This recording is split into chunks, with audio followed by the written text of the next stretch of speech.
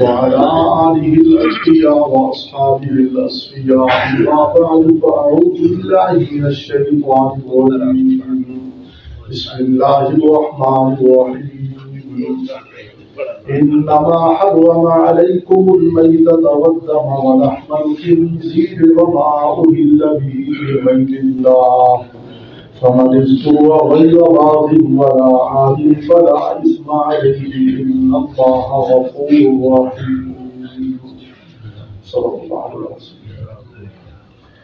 إنما حرم عليكم الميتة، سوائے اس کے نہیں کہ حرام کر دیا ہے اللہ نے تم پر مردار، والدم اور لہو، ولحم الخنزیر اور خنزیر کا گوشت، وما أهل به لغير الله اور جس جانور پر نام پکارا جائے اللہ کے سوا کسی اور کا.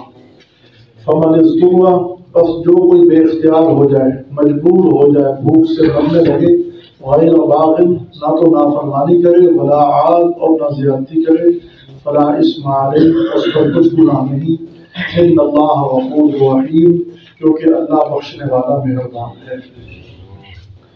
کل بھی میں نے عرض کیا تھا کہ اس آیت کے اندر 4 وہ چیزیں بیان کی ہیں جن کو مشرکین حلال سمجھتے ہیں.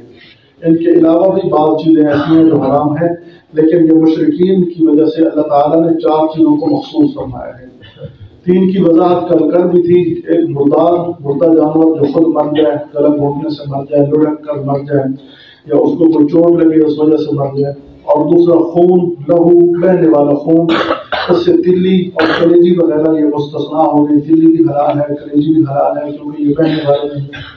اور تیسری چیز تھی لحم الخنزیر، خنزیر کے پورے اعضاء. خنزیر پورا نجس العین ہے، کسی حالت میں پاک نہیں ہوتا. اگر کسی حرام جانور کو خنزیر کے علاوہ آپ ذبح کر دیں نا، کوئی حرام جانور ہو اس کو ذبح کر دیں تو ذبح کرنے سے وہ پاک ہو جاتا ہے. پاک ہو جانا الگ ہے، حرام حلال ہونا الگ ہے، یہ الگ مسئلہ ہے. پاک ایک چیز ہو جائے یہ الگ بات ہے، حرام حلال ہونا یہ الگ بات ہے. لیکن خنزیر ایک ایسا جانور ہے کہ کسی صورت میں یہ پاک نہیں ہوتا، یہ نجس العین ہے.